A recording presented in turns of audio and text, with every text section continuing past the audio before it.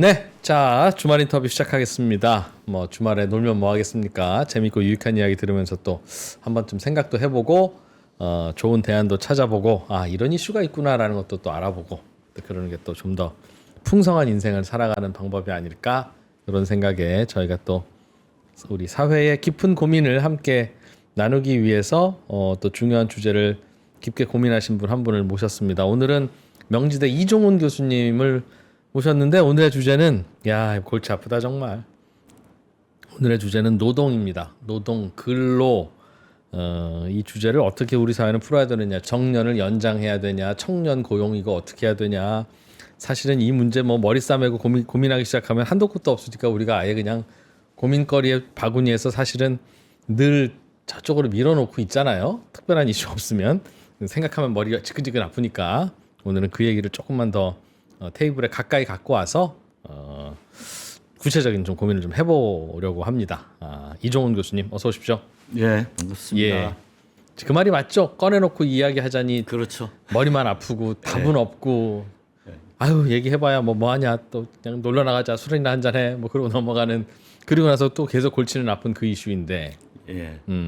일단 좀 뭐 나눠서 보죠. 뭐가 제일 일단은 제일 시급한 게 뭐라고 보세요? 여러 가지 노동 문제, 근로 문제, 뭐 일자리 문제 중에서 뭐 여러 문제가 있는데 저는 일자리 없는 게 제일 큰 문제고 그 중에서도 지금의 청년 세대들의 실업이 우리나라의 성장 문제나 뭐 어떤 공정성 문제나 예. 이런 측면에서 가장 중요하다고 생각합니다. 청년들, 예.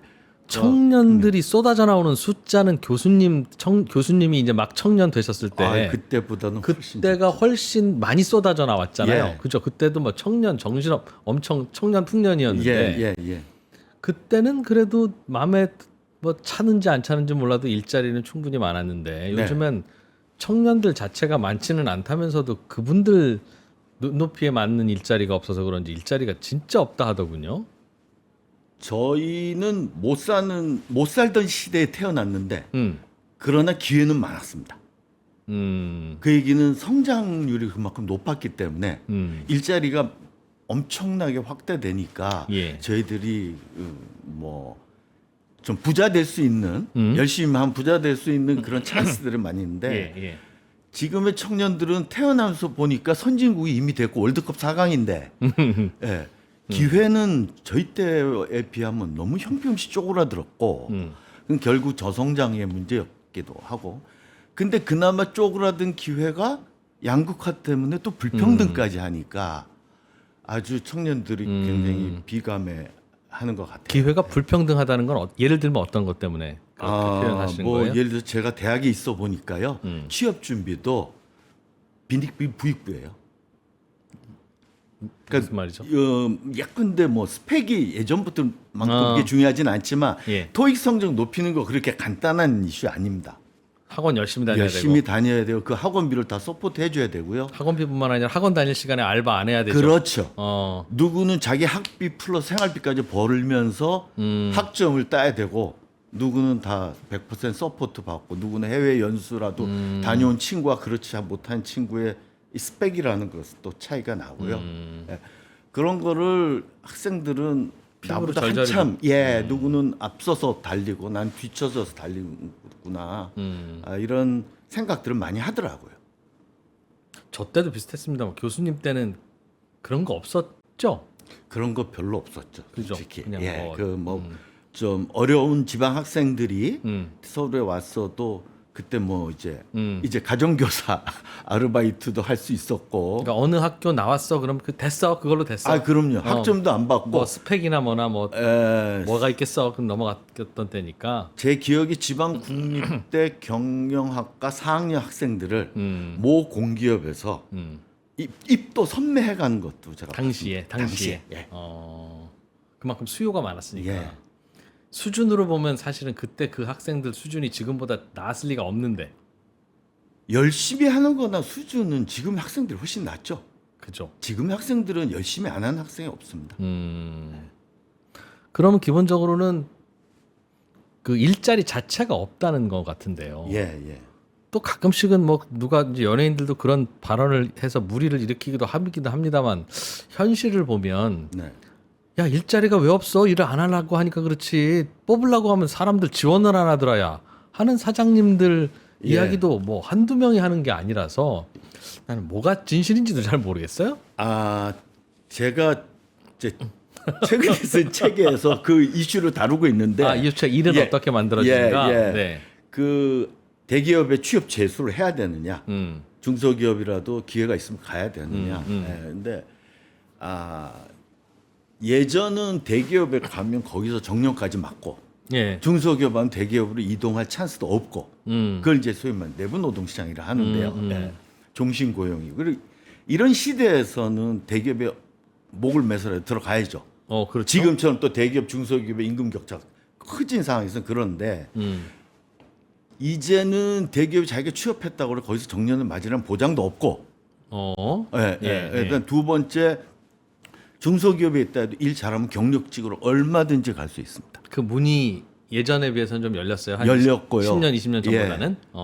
그다음에 더구나 취업 재수를 해서 대기업에 꼭 갈 수 있다면 모르겠어요. 예. 1년, 2년 늦는 게 뭐 그렇게 대수겠습니까? 그렇지. 근데 그렇지 않다면 1년, 2년의 직업 경험을 갖고 있는 것과 아닌 것은 큰 차이죠. 그러니 뭐라도 경력 쌓는 게 좋은 게 그렇죠. 우리 전략인 것 같긴 하다. 네.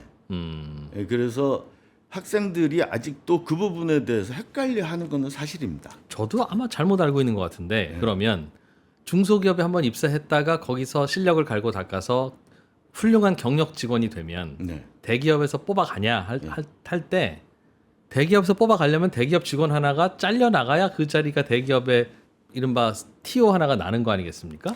물론 이제 새로운 투자도 생기면 뭐 새롭게 뽑기도 합니다만 기본적으로 예전에 대기업의 채용 방식은 사람이 먼저였습니다. 공채라는 게 그런 컨셉이죠. 먼저 뽑아놓고 먼저 사람 우수한 놈들을 뽑아놓습니다. 놓고 그 친구들한테 이렇게 적당한 잡을 할당하는 거죠. 그래서 이제 저희 영어로 fit the job to the person이다 하는데요. 위인설관. 예. 근데 지금은 어떻게 되냐면 빈자리가 우선이에요. 그럼 그 빈자리가 우선이고 그 직무를 가장 잘 수행할 수 있는 사람이 누굴까? 를 찾는 거죠. 그게 내부에서 없으면 외부에서 얼마든지 채용을 해서 메꾸는 방식이고 그래서 경력직 채용, 수시 채용. 신입사원 채용을 안 한다는 건 경력사원 TO가 꽤 생긴다는 방증이다. 네. 그런 뜻이군요. 예. 그리고 거기서 뽑을 때 다른 기업에서 그 똑같은 또는 유사한 업무를 잘했던 친구가 있으면 데리고 오는 거죠. 그게 꼭 누가 이제 잘려 나가야가 아니라 일 그만두는 경우도 있고, 그만두는 다양한 경우도 있고요. 예. 예전에는 워낙 이제 성장기니까 사람들 한 50명, 100명 뽑아놔도 수천 명씩 뽑았죠. 그룹. 뭐 그렇죠. 그러면 계열사 하나 2개씩, 3개씩 매년 더 만들 때니까 그냥 뭐 사람이 부족하지 일자리가 없어 그럴 때인데 그렇다 보니 어디서든 경력을 쌓는 게 중요하긴 하다. 사실 재미있는 거는 그때 예컨대 삼성에 제 동기들은 제일 가고 싶었던 데가 물산입니다. 네. 예, 그럼 물산으로 간 친구들은 지금 별로 재미 없었고요. 그 후에. 네. 그때 전자는 잘 안 갔거든요. 그러니까 이게 뭐 하여튼 그땐 사람 뽑고 그 사람이 원하는 쪽으로 이렇게 배치를 하던 그런 시절이었습니다. 책 얘기가 나와서 그런데 최근에 쓰신 그 일은 어떻게 만들어지는가라는 그 책은 그러니까 이게 뭡니까? 그러니까 내가 하는 일, 삶을 바쳐서 하는 일이라고 하는 직업이라고 하는 건 어떻게 만들고 만들어지는 거냐 그걸 쓴 책입니까? 그럼? 예, 그렇습니다.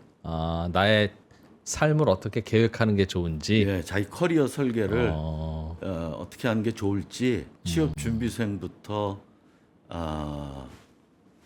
이제 이미 취업해서 다니는 한 40대까지 젊은 직장인들이 자기 커리어 설계 시에 이직의 순간이나 이럴 때 한 번씩 해봐라. 보고 판단했으면 좋겠다라는 책입니다. 저는 잘 모르겠다는 결론을 내리고 있는데 얼핏 들으면서 이 교수님께서는 네. 혹시 자제분이 대학을 졸업했는데 취업이 마땅치 않은 상황이 된 것 같다. 네. 그러면 야 1, 2년 뭘 좀 이렇게 스펙도 만들고 해가면서 지원도 해보고 좀 해라라고 하는 것보단 야 눈 낮춰서라도 어디 저 경기도나 혹은 뭐 서울 살고 있으면 어디 충청도 어디라도 뽑는 데 있으면 가. 뭐 왜 사람 안 뽑겠어? 눈높이 좀 낮추면 되지. 네. 라고 진짜 하시겠어요? 어떻게 보세요? 진짜 그거 좀 듣고 싶어요. 저는 그럴 것 같고 저는 사실은 제 아들이 어디 그 금융회사에 예. 처음에 인턴으로 됐는데 어. 다녀보더니 그만두더라고요. 그 얼마나 고액 연봉인데 그게 말이 되느냐? 왜? 예, 그랬더니 잘만 버티면 그 좋은 직원도 될 텐데. 그 친구는 이 3프로 TV라서 이런 얘기해도 될지 모르지만 자기는 별 관심이 없대요. 아 일이 재미없는 것 같다. 예, 자기는 공장을 보거나 무슨 이런 M&A 뭐- 기업 M&A 실물, 아 맨날 책상 앞에 앉아서 컴퓨터나 두들기고 예, 모니터 보고 그거가 자기는 현장을 좀 보고 싶지. 예. 그래서 어느 컨설팅 회사로 갔다가 중소기업으로 갔다가 지금 창업했습니다.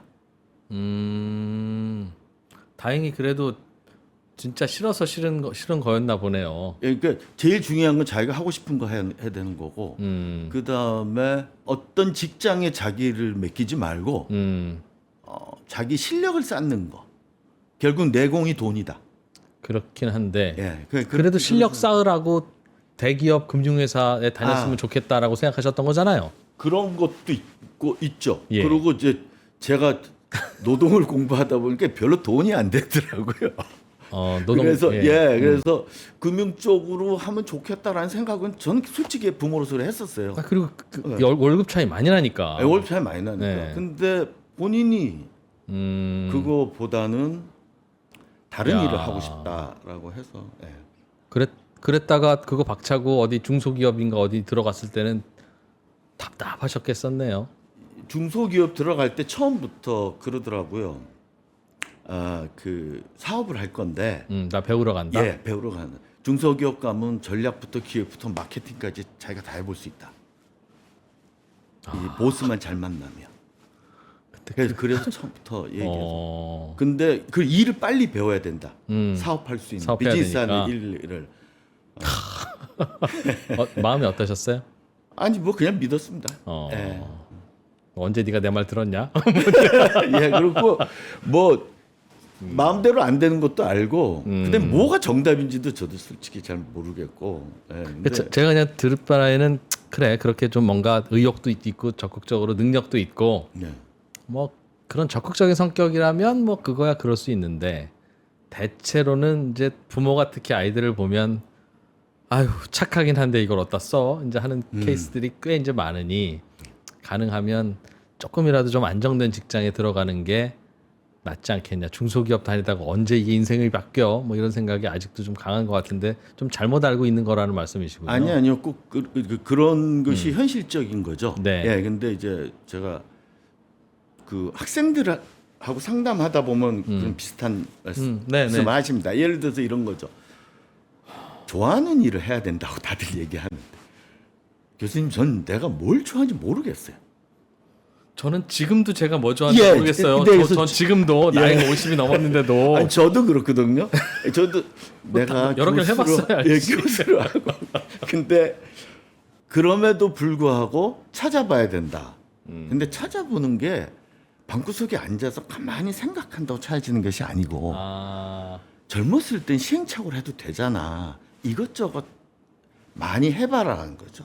그래서 저는 학생들이 토익 성적 한 몇 점 더 올리겠다고 내 도서관에서 그 토익 책 가지고 씨름하는 게 정말 안타까웠어요. 그때 자기가 하고 싶은 일을 해보고 놀아도 보고 여행, 예를 들어서 제가 수업 시간에 서울에서 부산까지 한번 자전거 여행이라도 해보지 그러니 그랬다가 나중에 혹시라도 사고 날까 봐 걱정은 무지하게 했지만 그렇게 진짜 해봤다고 계약하고 저한테 와서 얘기를 하더라고요. 근데 그거 하는 게 제일 중요하고, 왜냐하면 좋아하는 일을 해야만 집중해서 할 수 있고요. 많은 시간을 투여할 수 있고요. 많은 시간을 투여하지 않으면 뭐 1만 시간의 법칙도 있지만 어떻게 전문가가 되겠습니까? 어떻게 내공을 쌓을 수 있겠어? 그래서 좋아하는 걸 어떻게 해서든 찾아야 된다라는 것이고 가만히 있지 말고 움직여라. 일단 시작해라. 그러려면 이제 뭔가 대기업 토익 점수를 어느 정도 이상을 요구하는 대기업 취업을 빨리 포기해야 되겠네요. 그럼 둘 다 할 수는 없으니까. 뭐 근데 그것도 빨리 포기하는 것도 요령이겠습니다. 지금 생각하니. 저기 그 대기업에 그냥 취업을 토익만 열심히 해서 되면 그거를 거기에 또 투자 내가 좋아하는 거 상관없이 투자할 수도 있겠죠. 그것도 뭐 나름 가치니까. 예. 근데 아까도 말씀드렸지만 토익 성적 하나만 가지고 뽑는 게 아니거든요. 이 일을 잘할 수 있는 사람은 찾아서 뽑기 때문에 그 일을 어느 일이건 자기 주특기를 찾아야 돼요. 그래서 차라리 그냥 옛날에처럼 그냥 서울대, 연세대, 고려대만 뽑아 그러면 네. 차라리 포기하고 말 텐데 요즘엔 또 그런 공기업, 대기업들도 블라인드 면접이라고 해서 네. 어떻게 해서 서류 전형만 잘 통과하고 그러면 서류 전형에서도 학교장 안 보고 그러니까 학점 잘 맞추고 토익 성적 높고 그러면 어찌어찌 또 잘 되기도 해요. 네. 네. 그러니 포기도 안 되잖아요. 그게. 그러니 진짜 고민될 것 같습니다. 근데 뭐 스펙이 예전에 100이라면 지금 빵이 된 건 아니겠죠. 0이 된 건 아니겠지만 스펙이 중요한 거는 아니긴 아닌데. 예. 그리고 제가 한 예를 들어드리겠습니다. 제가 노동 문제를 공부하다 보니까 뭐 대기업 아주 뭐 진짜 누구나 가고 싶어하는 대기업에서 노무팀 직원을 뽑는데 학생을 소개해 달라. 그래서 학점 중에 하나 중에 토익 아유 필요 없다. 유학생 출신 별로 노 땡큐. 그러면 공인 노무사 중에 하냐? 공인 노무사 있으면 좋다. 근데 노무사 없어도 된다. 노무사 있는 친구는 조금 있으면 지 자격증 있다고 나간다. 도리어 노무사 한 1차 시험 정도 된 친구 없습니까? 이야 현실적이다. 그리고 노무사는 포기한 굉장히 친구. 신중하고 말이 입이 무겁고 음. 회사의 충성심이 강한 그런 품성을 가진 사람이면 좋겠다. 맞아. 완전히 다른 스펙입니다. 맞아. 그 기업에 있다 보면 그런 사람 뽑고 싶죠. 그렇죠. 특히 논문은 그래요. 또 재무하고 완전히 다르거든요. 네. 그리고 아까 말씀드린 자기 좋아하는 일 아니고 옛날에 공부 잘하면 된다는 것이 소위 말하는 중간 영역 평균만 하면 그래도 밥은 굶지 않는다는 컨셉이었는데 지금 이쪽을 AI가 치고 들어오고 있지 않습니까? 그렇지. 공부 잘했던 친구들은 다 AI로 그냥 굳이. 네. 단순히 머릿속에 든 지식 가지고는 안 되니까요.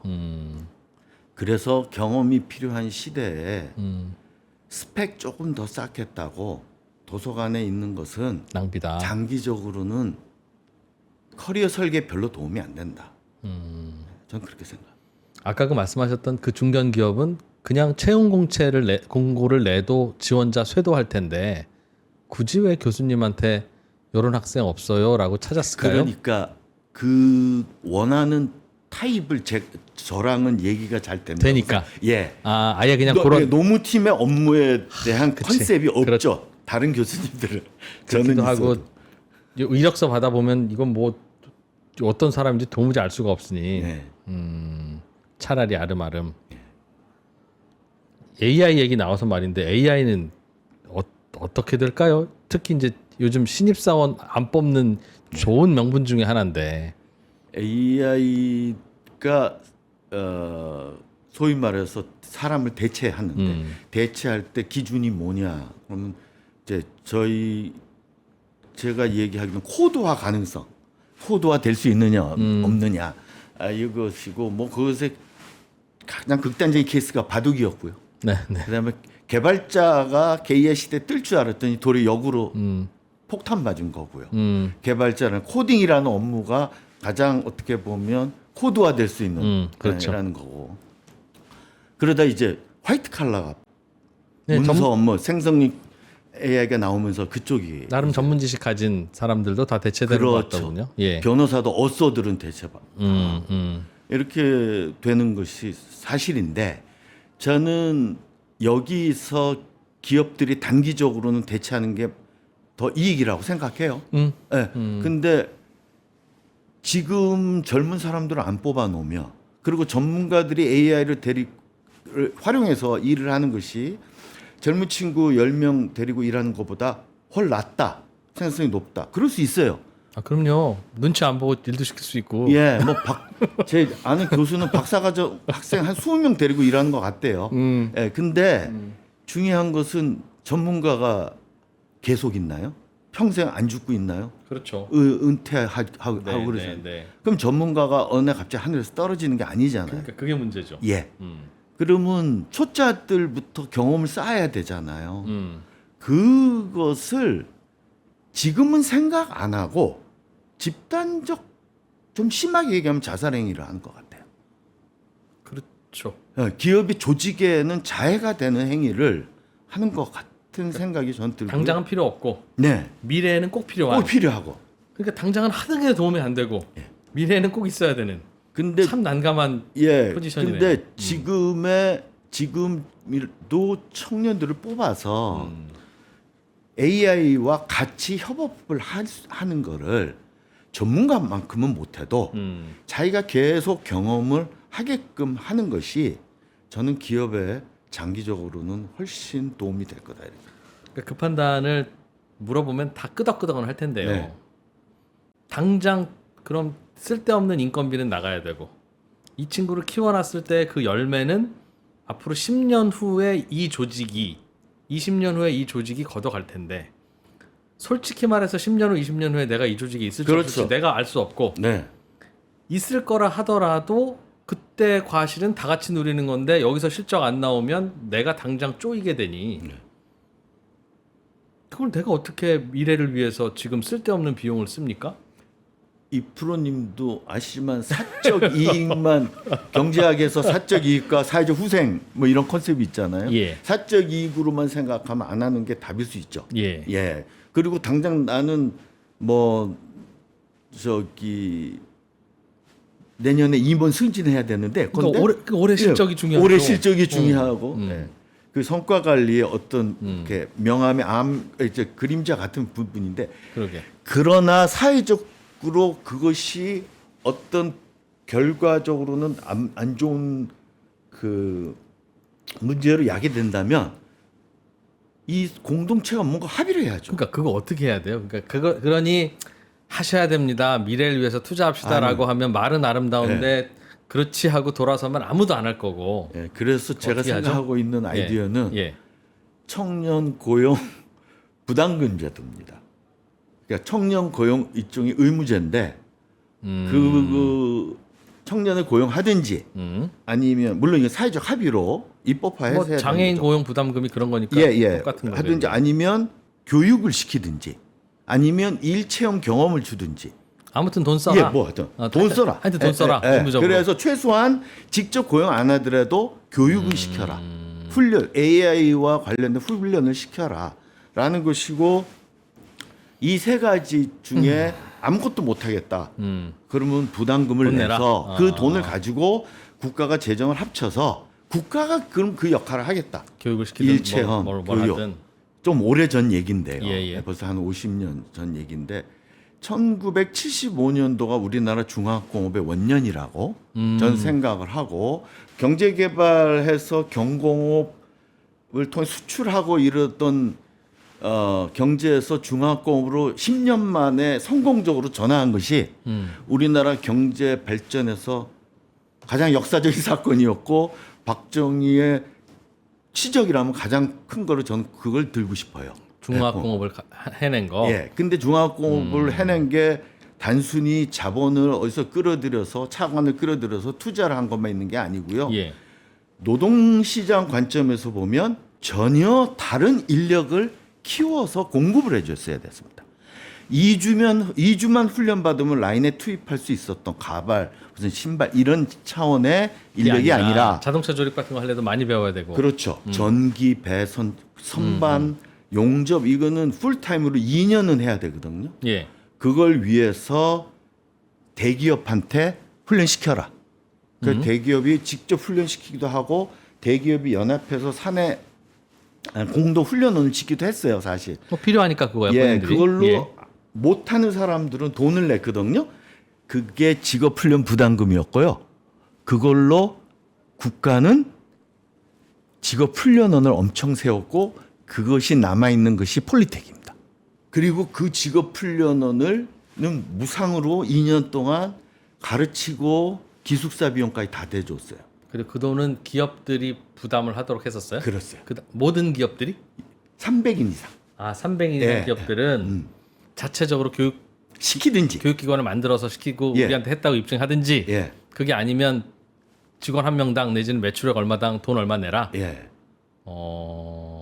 일종의 그러니까 제 기억으로는 할당을 몇 명을 해라 훈련을 시켜라는 할당이 있는데 그걸 못하면 그 못한 할당량의 뭐 돈을 1인당 얼마 이런 식으로 냈을 겁니다. 그거 이제 부담금 제도라고. 그러네요. 예. 그게 결국은 이제 재원 마련의 수단일 수도 있고 아무튼 뭐 어떤 식으로든지 그렇죠. 청년 교육, 청년 훈련, 뭐 직업 만들기 수단이었는데 지금도 그게 유효하다고 보시는군요. 네. 근데 지금은 그때하고 이제 전혀 다른 AI 시대지만 예. 이 AI 시대에 필요한 인력이 고사되는 예. 그런 상황이 발생할 수 있으니 저는 그런 제도를 우리도 이제는 도입하는 걸 좀 검토해 봐야 된다. 그리고 거기에 대해서 결국 입법을 토정해야 되기 때문에 사회적 합의가 필요한 부분이죠. 국회가 그런 논의를 좀 했으면 좋겠어요. 되든 안 되든. 하면은 되고 명분은 있을 것 같고. 근데 하나 네. 더 말씀드리면 예. 되자면요. 국회가 지금 좀 거꾸로 가는 건데 그러려면 정년 연장을 그렇게 입법을 서두르면 안 됩니다. 기업한테 정년도 65세로 연장해라. 또 그러고서 또 한편으로는 청년 고용 의무하라. 걔는 못 당하죠, 솔직히. 예, 그러니까 나이 든 직원은 어쩔 수 둘 중에 없다고 하나를 보시는군요. 선택해야 된다. 예. 그리고 정년 연장 65세? 우리 100세 시대 또 100 이상 산다는데 조금 있으면 70세로 또 연장하자고 그럴 거고요. 그다음 75세로 연장하자고 그럴 거예요. 65세로 끝일 날 일도 아니고 어느 순간에는 현재 일하고 있던 직장에서 다른 곳에서 일하는 시스템으로 전환되지 않겠습니까? 근데 기본적으로 정년 연장은 지금 일하던 데서 계속 일하는 거예요. 일하자는 거죠. 지금 청년 신입 채용을 안 하는 이유 중에 굉장히 큰 것 중에 하나가 AI도 있지만 기존 직원이 안 나간다. 그렇죠. 정년이 곧 있으면 뭐 지방선거 끝나면 연장될 것 같은데 어떻게 될지 모르는데 내가 신입을 어떻게 뽑아? 그렇잖아요. 그 말은 정년 근처에 와 있는 제 또래부터도 비슷한데 네. 교수님 연령 때도 마찬가지고요. 저희 동창들은 뭐 다 그거 55세 때 은퇴를 해서요. 네. 하여튼 그 연령대가 받는 돈 대비 생산성 낮다는 얘기죠. 현실적으로는 냉정하게 얘기하면. 그러니까 연장해 줘 싫어 이런 얘기를 하지. 아니, 돈값을 그게 하면 이제 임금 피크제하고도 연관된 건데요. 네, 예. 기본적으로 이렇게 시니어로 갈수록 임금을 올려준 연공급 체계라는 거는 기본 성격이 후불성이에요. 젊었을 때는 적게 주다가 나이 들면 생산성보다 많이 주는 거거든요. 젊을 때는 그럼 생산성보다 더 적게 받는다는 거고. 예, 기본 컨셉이 그런 예. 물론 젊었을 때보다 나이 들면 생산성이 조금은 올라가지만 임금은 그 이상 가파라지거든요. 오케이. 그 얘기는 젊었을 때는 좀 적게, 나이 들면 더 많이. 호봉제 체계이다 보니. 예, 호봉제. 그거는 종신고용 약속이 있기 때문에 그게 가능한 얘기고요. 첫째. 둘째, 젊었을 때 적게 두던 걸 후불로 나중에 정산을 해주는 거잖아요. 정산이 끝나는 시점이 정년인 거예요. 이제 계약 끝났다는 거거든요. 그러면 빨리 나가세요라고 하면 약간 손해 보는 느낌이 드는 게 맞거든요. 아니요, 예, 그렇죠. 빨리 나가라고 그러면 야 정산이 안 끝났어 그래, 무슨 소리야? 그럼 옛날에 나간 내가 못 받은 건 내놔. 예, 그게 명태수당이죠. 그게 경제학적으로 보면 그게 명태수당. 그럴 거면 굳이 왜 그렇게 후불로 주기로 했을까요? 앞뒤로 그렇게 좀 제대로 그때 생산성에 맞춰서 주면 그거는 되지. 여러 가지 이유가 있는데요. 네. 예를 들면 일을 한 가지만 말씀드리면 일을 젊었을 때 들어가면 나이 든 사람이 가르쳐 그러니까 선배가 후배를 가르치는 예. 이런 시스템으로 우리나라가 이렇게 왔는데 네. 그걸 이제 그리고 이제 온도잡 트레이닝이라고 하죠. 예. 근데 선배가 후배를 열심히 가르쳐서 후배가 일을 잘했더니 네. 나보다 생산성이 또 비슷하거나 높다고 임금을 더 줘. 내 임금은 깎고 그러면 가르칠 맛이 안 나니까. 가르칠 맛이 안 나죠. 그럼 어떻게 되냐?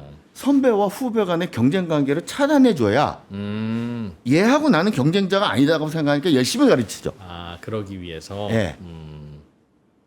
그런 이유로 그래서 이제 뭐 선배 후배 간의 경쟁 관계를 차단하고 또는 이제 이 일을 하다 저 일도 맡기고 막 종신고용이니까 그럴 수밖에 없거든요. 그렇죠. 이 일은 없어졌는데 어쩝니까? 그럼 자를 수도 없고. 예, 그럼 다른 길을 맡겨야 되는데 직무급이면 시간당 100원 하던 데서 시간당 80원 하는 데로 가라면 가겠습니까?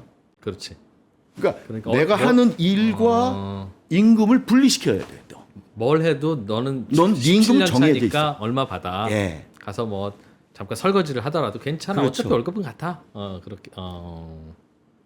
그러네. 그러니까 자유로운 고용 해고가 안 되니까 어쩔 수 없이 그렇게 해야 되겠네. 네. 그래서 근데 정년이 연장됐단 말입니다. 그러면 정산이 끝났는데 정년을 연장했어요. 외부의 입법으로. 예. 그러면 다시 임금을 생산성에 맞추는 게 페어한 거죠. 그거는 뭐 근로조건 불이익 변경이다 아니다 논란이 있는데 경제학적으로 보면 그건 논란의 소지가 없는 겁니다.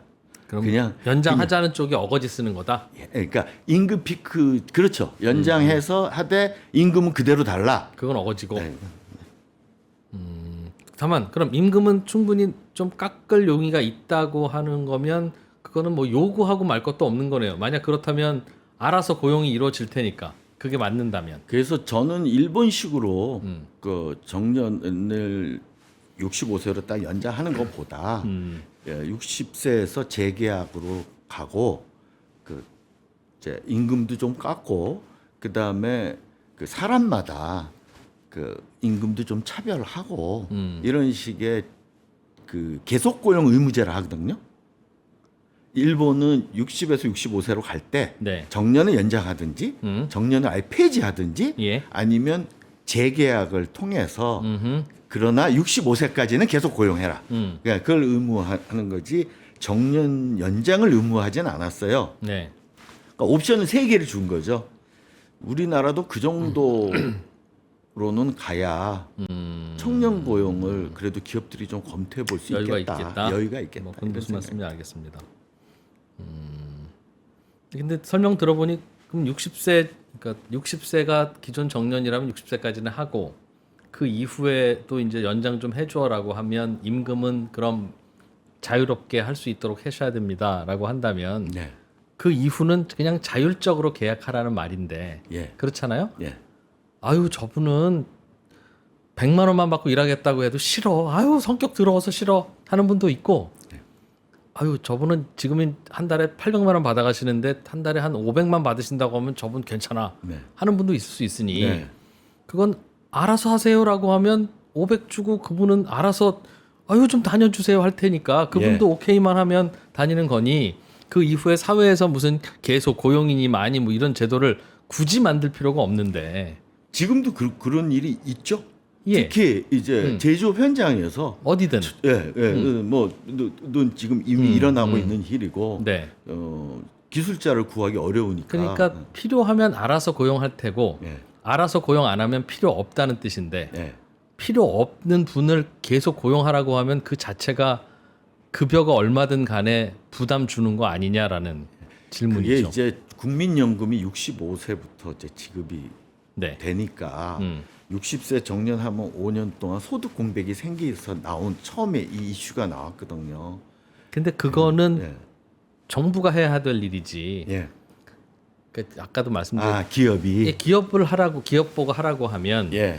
그 기업이 국내에서만 경쟁하는 거라면 다 같은 부담이니까 그래 그럽시다 하지만 모든 기업이 외국 기업이랑도 같이 경쟁하잖아요. 월마트 까르푸 들어오는데 이마트만 그렇게 고용해야 되면 그게 어렵기도 하고. 저는 기본적으로 이프로님 의견 네. 동의합니다. 아하. 그리고 음. 그 60세 이후로 계속 고용 의무제든 제 책에는 그렇게 나와 있습니다. 정년 연장이든 뭐든 무엇이든 청년 신입 채용에 걸리적거리지 마라. 부정적 영향을 줄 것은 분명하다. 네. 그런데 이제 그 사회적으로 이미 좀 막 논의가 엄청 돼서 요구가 뜨겁고. 예, 현실적으로 해야 된다면 일본식의 계속 고용 의무제 정도가 좋겠고 만에 하나 정년 연장이 65세로 되면 임금 피크제는 기본이다. 예, 그게 제 알겠습니다. 어떤 생각이신지. 예. 하여튼 뭐 그 전도 기반으로 좀 솔루션을 얼른 좀 찾아보긴 해야 되겠네요. 네, 그렇습니다. 근데 이거는 그래 찾아봐야지. 그래 좀 옳은 얘기야. 끄덕끄덕하고 넘어가면 하세월이죠. 아무도 당장 이번 가을까지 해야 되는 일도 아니고 그러다 보니. 아마 이제 노동계가 정부가 입법을 어떻게 할지 모르겠으나 임금 피크제가 근로조건 불이익 변경이 아니다라는 거를 법에 못 박으면 네. 노동계는 받기 어려울 겁니다. 저는 개인적으로는 이렇게 추측 아. 그렇게 하고요. 연봉 깎이는 정년 연장은 안 받을 것이다. 예, 그래서 아마 그렇게 쉽게 스무스하게 지방선거 끝났으니까 바로 입법화되거나 그러기는 쉽지 않아 보입니다. 저 개인적인 추측으로. 지금은 법을 새로 만들지 않으면 정년이 연장되는 것은 안 되는 아니죠. 겁니다. 예, 60세로 끝이죠. 그러니 정년을 연장하고 싶으면 노동계에서는 뭐라도 일단 입법 논의를 합시다라고 할 텐데, 당장 하겠죠. 예. 근데 그 과정에서 말씀하신 정도가 통과되는 것도 쉽지 않은 네. 것이다라는 거군요. 그렇게 정년을 연장할 수 있는 그런 기업 자체는 소수인데 우리나라에서 상위 10% 정도밖에 안 되잖아요. 맞아요. 대기업이나 공기업 빼고는 그렇죠. 60세 정년 채우는 것도 어렵다 이 친구야 네. 하는 경우가 많을 텐데 그 소수의 목소리가 왜 입법 과정에서는 그게 다수가 돼서 그분들 설득하기가 그렇게 어려울까요? 뭐 주사점 5일제도 그렇고 다 뭐 그런데 이제 그 대기업과 공기업이 소위 말하는 지금 이제 노동계라고 일컫는 예, 상급 단체의 예. 핵심 멤버들이죠. 그러니까 예, 그러니까 멤버들이고 그 구조가 뭡니까? 예를 들면 정년 연장해야 되겠습니까? 라는 질문을 하면 예를 들면 여론조사를 하든 국민투표를 하든 그거 어차피 나는 어차피 연장도 안 되는 회사 다니고 그러는데 뭐 내가 다 같이 안 되는 게 좋지 저 좋은 회사 다니는 저 친구만 연장되는 건 난 싫어라고 당연히 결과물은 그렇게 나올 텐데 꼭 아닐까요? 예, 꼭 그렇지는 않을 겁니다. 아, 그래요? 예. 왜냐하면 일단은 권리를 확보해 놓는 거니까. 그거 잘 모르겠습니다. 근데 권리를 확보해 놓는 거잖아요. 그러니까 예. 40대 중소기업 다니는 보통 50세 넘으면 다 그만둘 수밖에 없는 직장 다니는 그 회사 차장도 예. 의견 묻던가 국민투표를 하든가 하면 정년 연장해라라고 찍는다는 그건 거죠. 일단은 현실과 내가 그 받아놓는 그 권리력, 그런다고 권리는 당장 내가 손을 할 건 없으니까. 예, 어려우니까요. 또 그런 것 때문에 네. 그렇군요. 알겠습니다. 최근에 대통령이 던진 화두, 모티브, 고민거리 중에 비정규직은 똑같은 근로를 제공하는데 정규직보다 고용이 불안정하니 보상이 더 가야 되는 것 같은데 우리 사회는 거꾸로인 것 같다. 그러니 뭐 좀 어떻게 좀 고민을 좀 해봐야 되겠다라고 하는 이야기가 있었습니다. 네. 어떤 생각을 갖고 계십니까? 그 컨셉이 이제 그래서 공정수당이다 하는데 지금 내년도 예산에 반영해서 지금 하겠다고 하는 것은 공공부문에서 1년 미만 근로자 예. 계약을 그러면 계약 해지 때 퇴직금 줘라. 퇴직금 줘라라는 의미에서 이기 때문에 한편으로는 1년 미만 계약은 하지 마라 웬만하면 돈은 똑같이 들 거다 라는 것이라 비정규직한테는 좀 계약 연장에 도움이 될 거라고 생각이 들고요. 뭐 공정수당을 만약에 모든 계약직 근로자한테 계약 해지 때 기존에 줬던 임금의 얼마 이상을 더 줘라.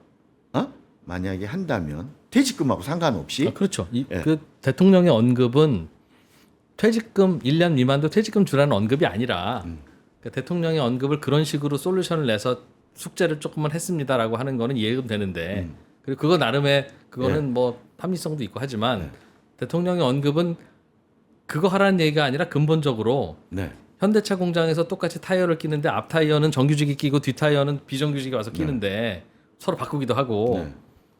그때 왜 월급 차이가 저렇게 나고 심지어는 비정규직이 더 많이 받아가면 아 저분들은 급할 때만 잠깐 와서 잠깐 하는 스페셜이니까 스페셜이라 비싼가 보다 할 수 있으나 근데 여기는 왜 반대지? 하고 하는 것에 대해서 답 내놔라는 거잖아요. 그러니까 그 기준이 기존에 자기가 받던 임금에서 10% 예컨대 더 주라면 그러면 이제 아마도 네. 기업은 이제 기본을 깎겠죠.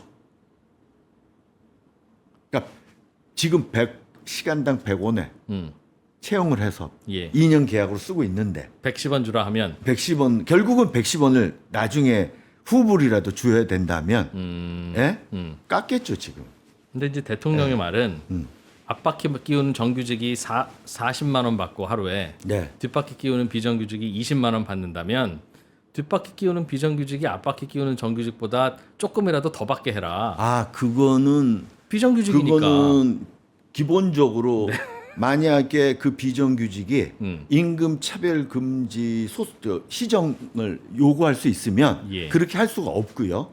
일단 앞바퀴 뒷바퀴 그 이프로님 말씀하신 게 뭐 네. 자동차 회사에서 있었던 그 비슷한 사건이 있었던 건데 그거는 사내 도급 근로자라 해서 네. 이게 좀 사실상 비정규직인데 우리나라 비정규직 보호법에 사내 도급 근로자는 아무 보호 장치가 없습니다. 기간제 근로자의 경우에 또 예. 파견 근로자의 경우에는 임금 차별 금지라는 조항이 있어요. 근데 사내 도급 근로자에 대해서는 없습니다. 그래서 그것이 지난 꽤 오래됐어요. 한 10년 이상 전부터 소송이 있었는데 그 사내 도급 근로자들이 사실상은 파견 근로자였다라는 소송을 했죠. 그래서 그것을 이겼어요. 노동자들이. 그래서 지금 정규직으로 전환하고 있고 아마 다 했는지는 잘 모르겠는데 그 단계적으로 전환하고 있었다고 들었습니다. 그래서 그냥 비정규직의 하나의 얼굴이 아니라 그 안에도 이 스펙트럼이 있어서 구체적으로 어디냐에 따라서 다른데 기간제 근로자의 경우는 기본적으로 임금 차별할 수 없습니다. 같은 일을 하면.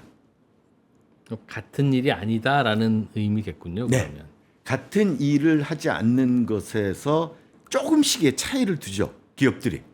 잔발을 다르게 한다든가. 그러니까 같은 일 아니게를 만들어야 하니까. 예. 그리고 뭐 감독을 나중에 한다든가. 조장은 정규직으로 하고 그 밑에 조원들은 뭐 또. 그럼 그 말이 맞다면 기업들이 굳이 비정규직을 채용하는 이유는 해고를 자유롭게 하기 위해서이지 급여를 덜 쓰기 위해서는 아닌 게 현실이라는 말씀입니까? 아니요, 그렇죠. 임금도 싸게 하려고 그렇죠. 그렇게 하는 거죠. 그러니까 같은 일을 시켜도 정규직으로 쓰면 비싸니까 비정규직으로 쓰는 거잖아요. 예. 그렇다면 그 말이 맞잖아요. 같은 일을 하는데 왜 비정규직은 더 싸게 써? 싸게 해? 라고 하는데 같은 근데 이제 일이면 기업은 이렇게 주장할 거라는 임금 거죠. 차별 안 한다고 하시면 같은 일이 현실은 아니다. 같은 일이 아니다라고 주장을 할 거라는 거죠. 기업. 그러나 현실적으로는 거의 같은 일이다라는 말씀인 그게 거죠. 거의 같은 일인 경우도 있고 완전히 다른 경우도 있고. 그리고 그 중간에 그래서 애매한 경우는 무기계약직이라고 또 따로 뒀잖아요. 무기계약직은 계속 계약은 하지만 못 자릅니다. 해고를 못 돼요. 그런데 대신 임금은 정규직보다 좀 낮습니다. 그러니까 그것만 비교해도 네. 그건 이제 롤이 다르고 일이 다르면 예. 당연히 급여는 다를 수 있는데 그러니까 같은 일을 할 때 차별하지 말자는 거니까. 근데 지금 기업들은 이미 직무 분리란 걸 다 해놔서 정규직이 하는 업무, 무기계약직이 하는 업무, 그다음 기간제 근로자들이 하는 업무를 다 이미 분리해놨다고 저는 생각합니다. 서로 달라서. 예, 다르다. 그래서 왜 같은 일을 하는데 비정규직은 더 차별받아요라고 하면 대통령이 얘기했더라도 그건 대통령이 현실을 모르는 소리입니다라고 할 거라는 말씀인 거군요. 그 제가 뭐 근데 그 지금 임금 차별 받고 있다고 생각하는 비정규직이 노동위원회 시정명령을 청구할 수 있습니다. 요구할 수 있어요. 근데 그런 사건이 거의 없거든요. 대부분 각하대. 나랑 똑같은 일하는 정규직 발견했어. 그렇죠. 발견했어. 그 세 가지 조건이 있어야 됩니다. 나랑 같은 일을 한 정규직이 있어. 두 번째 임금이 차이가 분명히 나야 돼. 셋째 그 차이를 논리적으로 설명이 불가능해야 돼. 같은 일을 하는데 차이가 나면 설명은 어차피 불가능하죠. 아니죠. 뭐 예를 들어서 저 친구는 생산성이 10이고 자네는 들어와서 얼마 안 됐으니 5밖에 안 돼서 요 정도 차이는 불가피하네.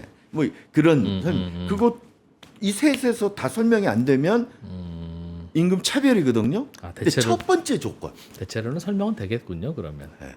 네, 근데 첫 번째 조건에서 안 되기 때문에. 대체로는 안 돼요. 오히려. 현실이 그렇군요. 그래서 지금 국회에서 논의되고 있는 법 중에 하나가 동일노동이라는 범주를 좀 넓히자.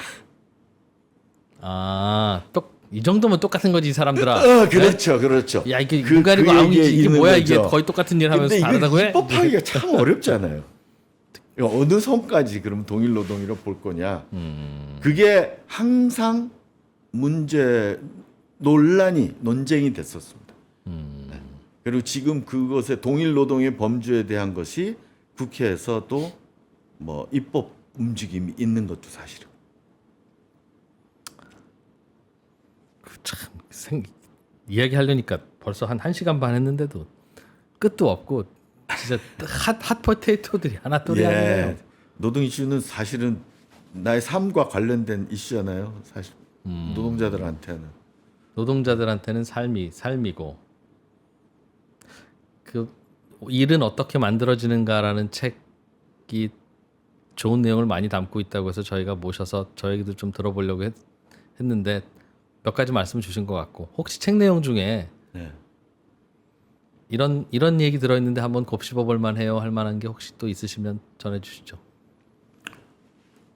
이 일은 어떻게 만들어지는가 했더니 누가 저한테 어떻게 만들어지지 한마디로 얘기해라. 그래.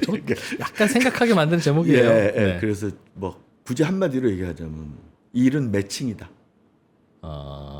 이게 나 혼자 열심히 한다고 되는 것도 아니고 기업이 어떤 사람을 원하는지 기업은 어떤 논리로 사람을 뽑는지 그걸 알고 나도 준비하고 기업이 뭔가 시그널을 주는데 저는 이쪽으로 주는데 난 이쪽으로 시그널을 주면 매칭이 안 되잖아요. 나는 아무리 열심히 해도 그 매칭이 안 되면 성공을 못 하죠. 진짜 맞는 말. 예. 진짜 맞는 말. 그래서 제가 북코스트 학생들하고 할 때 그런 얘기를 했는데 선승구전 이겨놓고 싸운다라는 군사 용어인데요. 싸움을 무턱대고 열심히 죽어라 싸우면 이기는 것이 아니거든요. 그러니까 내가 이길 수 있는 구도를 만들어 놓고 그래서 자기소개서 쓰는 것도 면접을 하는 것도 제가 이제 여기에 내용에 있는데 어떻게 기업은 생각하고 시그널을 보내고 있으니 어떤 사람 필요한지 여러분은 거기에 맞게 준비하세요 라는 것이고 이직의 순간도 기업이 뽑는 사람은 우리 회사에 왔을 때 이 친구가 얼마나 잘할까만 생각합니다. 근데 자꾸 나는 기존 직장에서 난 이만큼 잘했어요 라만 얘기를 합니다. 그렇지. 근데 기존의 직장에서 이만큼 잘했어야 한 게 이번 직장에서 그러니까 새 직장에서 당신이 직장에서 나 이만큼 잘할 수 있는 증거입니다. 이가 될 수도 있지만 이것을 연결하는 논리가 있어야 돼요. 그렇지. 그리고 비중은 현재 직장 앞으로의 직장에 더 무게 중심이 와 있어야 서로 대화도 되고 설득력이 제가 있겠지. 스캇 보라스 그 프로야구 에이전트 미국 MLB의 프로야구 에이전트 스캇 보라스 얘기를 좀 썼는데 스캇 보라스는 내가 데리고 있는 프로 선수가 그 류현진이든 뭐 슈어저건 뭐 누구건 이 친구가 기존에 얼마나 잘했냐를 가지고 얘기 안 합니다. 이 친구가 기존에 있는 가진 데이터를 가지고 너희 팀에서 이렇게 잘할 거다. 라는 걸 가지고 얘기를 하기 때문에 고액 연봉을 받아주거든요. 그래서 컨셉을 아주 쉬운 컨셉이지만 나를 딱 시각을 교정하는 순간 굉장히 내가 펼칠 수 있는 전략이 아주 효과 있는 전략이 생긴다. 저는 그 말씀 좀 드리고 싶습니다. 나를 사갈 사람이 뭘 원하는지를 좀 더 네. 구체적으로 알고 팔아야 하고 네. 거기에 맞춰야 하고. 누가 노력해야 되는가 생각해 보면 그건 있는 것 같아요. 저는 이제 취업 준비생인 경험도 있고 사람 뽑아보는 경험도 둘 다 하잖아요. 교수님도 비슷하셨겠으나 사람 뽑아보는 경험을 하고 나면 이 회사에는 이런 거 필요한데 네. 이런 거에 맞춰오면 참 좋겠는데 라는 생각을 하지만 그거를 적극적으로 여기저기는 안 알리는 것 같긴 해요. 모든 회사가. 우리 회사에는 이런 사람 필요해요. 그런 공부하지 말고 이런 공부하라니까 라고 하는 걸 알리고 싶어도 알릴 매체도 없고 사실은. 네. 그렇죠. 일단은 내보세요. 그중에서 우리가 알아서 골라볼게 뭐라고 하는 기본적인 자세가 그런 것 같기도 하고. 그래서 그렇게 전략이 없으면 진짜 취준생들이 하는 실수 중에 하나가 자기 소개서를 복붙합니다. 예. 그리고 그러다 보면 막 뭔가 회사 이름이 막 틀려요. 그 취준생 저도 네. 그러면 안 되는데 그러니까 이 회사가 뭘 필요로 하는 건지 알고 내가 거기에 맞춰야 되는데 솔직히 내가 이 회사에 들어가려고 태어난 사람도 아니고 예. 그냥 여러 회사 중에 하나인데 내가 저기에 뭘 맞춰서 어떻게 만들어요. 그러니 그렇다고 내가 마치 이 회사를 위해서 태어난 사람처럼 거짓말을 할 수도 없고. 그래서 나를 모든 회사에 맞출 수는 없습니다. 그러니까 아까 제가 처음 말씀드렸지만 설득이라는 거죠. 자리가 먼저고 그다음에 거기에 맞는 사람을 뽑는 거라. 네. 어떤 직무에서 어떤 정도 수준의 일을 한 사람을 찾는구나. 그걸 알면 내가 가진 여러 조건 중에 3번을 내세워야 되는지 7번을 그렇죠. 내세워야 되는지는 파악이 되는데 그 노력이 정말 중요하다는 말씀이죠. 예를 들면 그렇다니까? 금융회사에 가고 싶다 그러면 어떻게 해서든지 은행에 문 열어주는 알바라도 하는 게 낫죠. 예를 들면 안 한 거보단 낫지. 식당에서 알바하는 것보다 훨 낫죠. 그렇지. 거기서 보다 보면 노인 특히 어르신들이 창구로 많이 오잖아요. 그 사람들이 뭘 불편해하는지. 그럼 면접 가서 그런 얘기를 풀어놓으면요. 봐라. 그렇지. 이 친구는 진짜 금융권에 오고 싶어 하네. 그럼 맞아. 거기에 맞춰서 준비를 했네. 그럼. 제가 제 학생들 중에서도 그런 케이스를 굉장히 많이 알고 있는데 누구는 결국 외식 사업에 진출하고 싶어서 그쪽으로 준비를 한 친구들이 있고요. 그런 애들이 결국은 크게 이게 성공을 하더라고요. 맞습니다. 저도 마지막으로 그 인사 담당자가 이제 친구들이니까 네. 이제 들은 얘기 중에 이거 도움 되겠다 싶은 게 하나 있는 게 뭐냐면 금융회사를 예를 들면 지원하는 이제 사람들한테 금융회사를 왜 지원했어요? 라고 물을 때 저는 금융이라는 건 국가 경제의 핏줄이며 굉장히 이게 의미 있는 일이고 이건 서민들에게 한 줄기 빛이 되고 기업들에게는 생명수가 되며 되게 의미 있다고 생각하고 그래서 저는 여기에 목숨을 바치고 싶습니다. 이러면 분들은 아이고 진짜 너 제대로 알고 왔구나 이런 느낌이 드는 게 아니라 굉장히 반대. 사실 현실은 그런 게 아닌데 하다 보면 지겨울 때도 많고 손님들이 자꾸 진짜 진상 손님들도 가끔은 있고 그거 하나하나 견뎌가면서 기본적으로 그런 데서 잔잔한 의미를 찾는 건 좋지만 이게 일이라는 게 이렇게 저렇게 의미로 똘똘 뭉쳐진 게 아닌데 저런 마음으로 들어오면 이게 하루라도 버틸래나? 그런 생각이 들어서 그냥 다른 좋은 회사 가세요 이렇게 뺀다는 거예요. 실제로 기업이 뽑고 싶은 사람들은 대기업이든 어디든 그렇게 그냥 보람과 이상으로 충만한 사람들이 아니라 어려움을 같이 이겨낼 줄 알고 현실에 발을 디뎌 놓을 줄 알고 그럼에도 불구하고 웃을 수 있고 인상 찌그리지 않을 그런 사람들 뽑는 거다. 그러니 이거 왜 왔어요라고 할 때 차라리 다른 얘기하는 게 좋다. 그렇죠. 그런 열심히 하겠습니다. 잘할 수 있습니다. 이거는 매력 마이너스입니다. 또 오히려 그건 누구나 그럼 열심히 안 하려고 그러는. 뭐 그렇기도 하죠. 그렇기도 잘할 하죠. 수 있지도 않은 자신 없는 사람을 우리가 어떻게 뽑아? 그게 아니라 내가 이 자리에 적합한 사람입니다. 그거를 위해서 저는 이렇게 준비를 했습니다. 뭐 그 그렇다 스토리를 하더군요. 했어요. 네. 자 오늘 명지대 이종훈 교수와 함께 책 내신 김에 책 이야기를 핑계로 또 이런저런 사회가 같이 고민할 만한 또 근로와 관련한 다양한 이야기도 해봤네요. 재밌으셨습니까? 네, 저는 재밌었는데. 저 재밌었습니다. 여러분들도 재밌으셔야 되는데 더 많은 재밌는 내용이 일은 어떻게 만들어지는가라는 저 책에 들어있다고 하니까 한번 봅시다. 뭐 취준생들에게도 중요할 것 같고 또 새로운 일을 준비하는 분들에게도 도움이 될 것 같고 취준생들에게 혹시라도 조언을 해야 될 입장이 가끔씩 생기는 분들에게도 필요할 것 같으니까 괜찮을 것 같습니다. 다 좋은데 하나 이제 아쉬운 건 출판사가 3프로TV 아니라는 거. 네, 다음번 책은 저희랑 한번 할 수 있도록 저희가 잘 또 인사드리겠습니다. 오늘 주말 인터뷰는 여기서 마무리하죠. 시간 내주셔서 고맙습니다, 교수님. 불러주셔서 감사합니다. 네, 감사합니다. 네.